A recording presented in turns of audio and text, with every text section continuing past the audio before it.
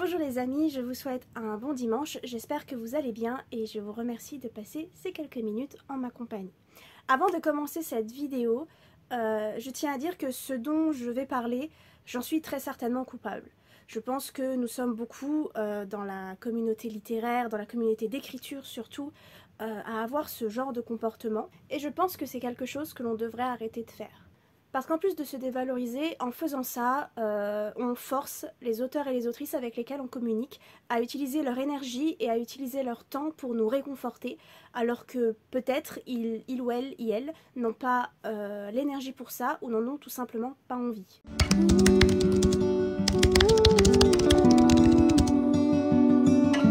Si vous me suivez sur d'autres réseaux sociaux, comme par exemple Instagram, on va surtout parler d'Instagram, vous savez qu'en ce moment je suis en train d'écrire, en tout cas au moment où je filme cette vidéo, un roman ado-jeunesse sur deux adolescentes qui voyagent dans le temps. Et de manière assez quotidienne, je poste mon avancée, parce que je trouve que j'avance plutôt bien, que je suis assez fière de mon travail, ce qui est rare, et donc du coup, tous les jours, je poste où j'en suis, et si c'est pas tous les jours, c'est tous les 2-3 jours, je poste où j'en suis, à combien de mots j'en suis, ce genre de choses. Et je remarque deux réactions à ce genre de post. La première, c'est les gens qui mettent des cœurs à mes stories, qui mettent des cœurs à mes posts, et qui viennent me dire bravo, félicitations, waouh, t'as super bien avancé. Et le deuxième style de réaction, c'est une réaction qui commence de la même manière, pour finir autrement. Des auteurs et des autrices qui viennent me voir dans mes commentaires et qui viennent me dire « Waouh, félicitations, t'as vachement avancé !»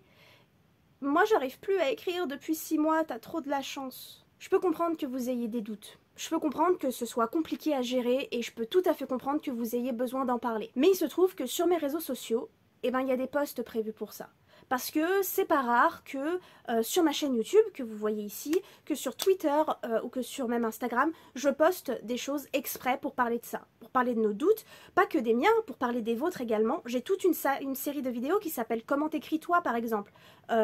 Si mon emploi du temps de vidéo est toujours le même, j'ai posté il y a 2 semaines une vidéo qui ne parle que de ça, que de doutes sur ma dernière novella. Et sur Twitter, il m'arrive souvent de faire des threads pour essayer de vous remonter le moral ou de venir même vous voir directement pour vous dire que non, ça va, que vous allez avancer, que vous pouvez y arriver et toutes sortes de paroles encourageantes. Donc c'est pas que j'ai pas envie de parler de ça, c'est pas que je n'ai pas envie de vous encourager, ce n'est pas que je n'ai pas envie de vous aider, c'est que ces posts-là sur lesquels vous commentez, c'est des posts où je suis fière de moi et c'est des posts un peu égocentriques où en fait j'ai juste envie de dire regardez j'ai réussi et j'ai pas envie que cela se change en attends je vais te réconforter parce que ma réussite est en train de te faire du mal. Premièrement, la réussite des autres ne veut pas dire que vous êtes un échec. Ce que les autres réussissent à faire, déjà vous savez sûrement le faire, c'est juste que vous avez un peu de mal à le voir.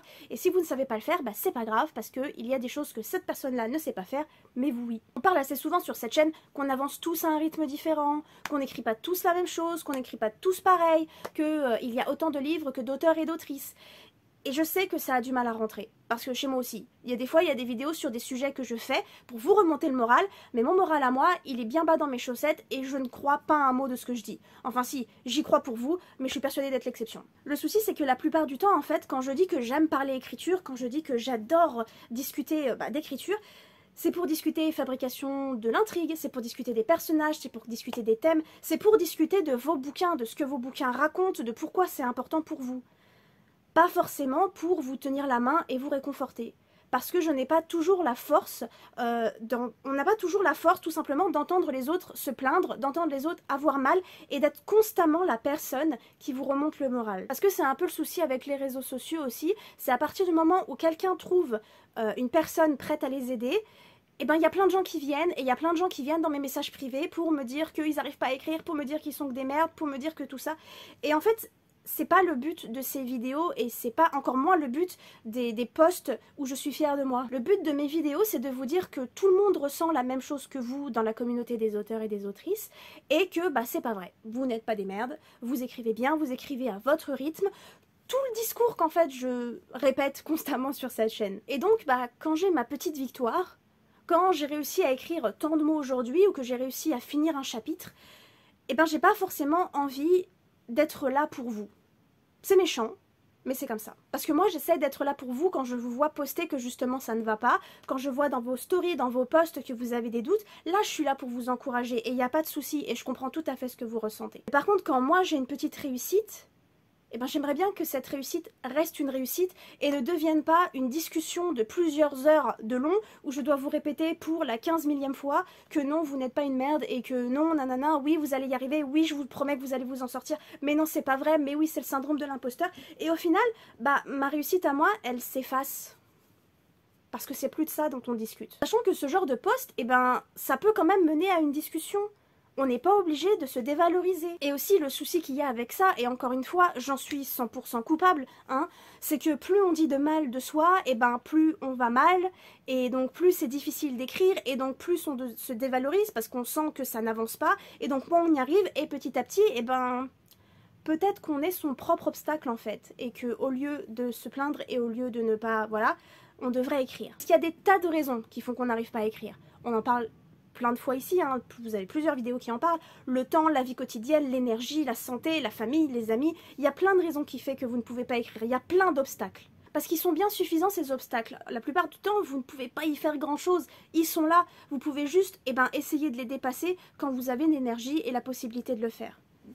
Sauf que à force de vous dévaloriser et à force de vous inventer des défauts pour la plupart d'entre nous, hein, je devrais dire nous d'ailleurs, à force de nous inventer des défauts, à force de nous inventer de nouveaux obstacles, ces obstacles-là, en fait, c'est pas eux qui nous font le plus de mal. Eux, ils ont pas le choix, ils sont là, ils ont une raison d'être là. Cet obstacle-là, vous le créez tout seul. On est la raison première pour laquelle on n'avance pas. Ces groupes d'écriture auxquels je participe, je suis sur plusieurs serveurs Discord, je suis sur des groupes parfois sur Instagram, j'adore parler sur des hashtags spécifiquement sur l'écriture, la communauté auteur, le compte commu auteur par exemple. Ces groupes-là qui sont prévus pour de l'entraide, ne sont pas forcément prévus pour de la négativité. Parce qu'en fait, pour plusieurs auteurs et autrices, moi inclus, hein, pendant très longtemps ça a été comme ça, on pense que ce genre de groupes sont là pour qu'on puisse justement déverser toute notre négativité et nos doutes et tout ça, et que du coup, on va nous aider. Sauf qu'en face, la personne, non seulement n'a aucune obligation de vous aider, et pour la plupart du temps ne vous connaît pas, mais en plus, vous n'êtes peut-être pas le premier auteur, la première autrice, le premier auteuriste à venir lui pomper un peu d'énergie. Ça ne veut pas dire que vous n'avez pas le droit d'avoir des doutes, ça ne veut pas dire que vous n'avez pas le droit d'en parler, mais déjà, parlez-en sur vos propres réseaux sociaux.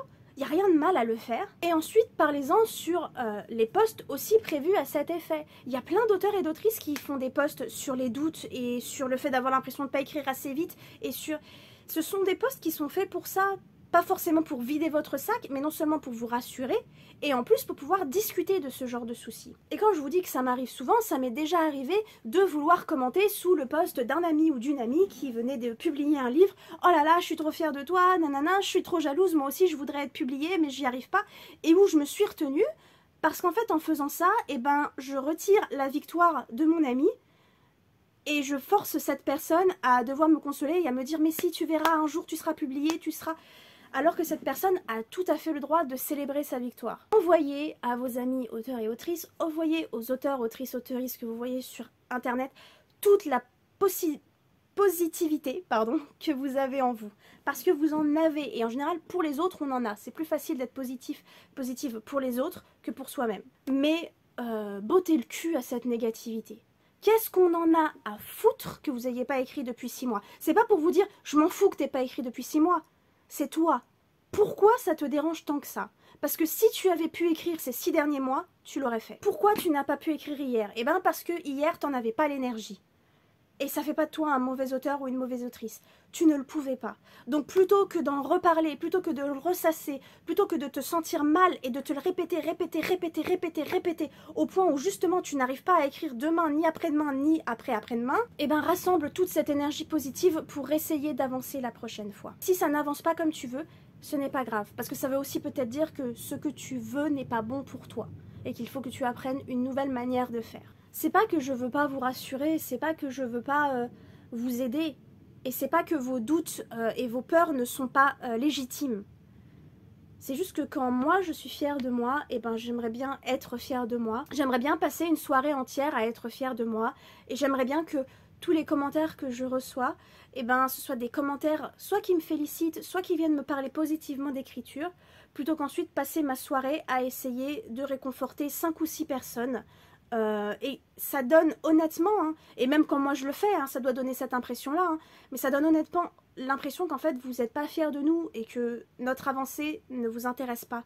Vous avez juste besoin de quelqu'un pour vous écouter. Et le truc, c'est que la communauté, elle écoute. Parce que quand je fais des vidéos comme Comment t'écris-toi pour vous dire que la productivité est un concept vaseux, quand je vous parle de réécriture, quand je vous parle du fait d'écrire tous les jours, ces posts-là, ils sont pour vous. Parce qu'on connaît ces doutes et qu'on vous écoute et qu'on s'écoute aussi nous-mêmes. Ce sont des posts qui sont justement là pour vous rassurer, pour vous réconforter et pour vous permettre de parler de ces sujets. Donc peut-être qu'il faudrait que l'on reporte nos attentions ailleurs, que l'on parte du principe qu'il y a des médias et qu'il y a des contenus justement pour nous aider à aller mieux, mais que parfois, le contenu des autres, il est là uniquement pour avoir ses petites fiertés et pour avoir du soutien ou pour tout simplement parler de notre avancée à nous en tant qu'auteurice dans nos projets. Bottez le cul à vos doutes et à vos peurs, soyez fiers des autres et avançons ensemble, main dans la main, vers une écriture plus positive, vers une écriture où, oui, on a peur, et oui, on ne sait pas ce qu'on fait pour la plupart du temps. J'ai écrit 15 romans, je ne sais toujours pas ce que je fais, et il y a des auteurs et des autrices qui sont publiés et qui ont toujours cette sensation-là.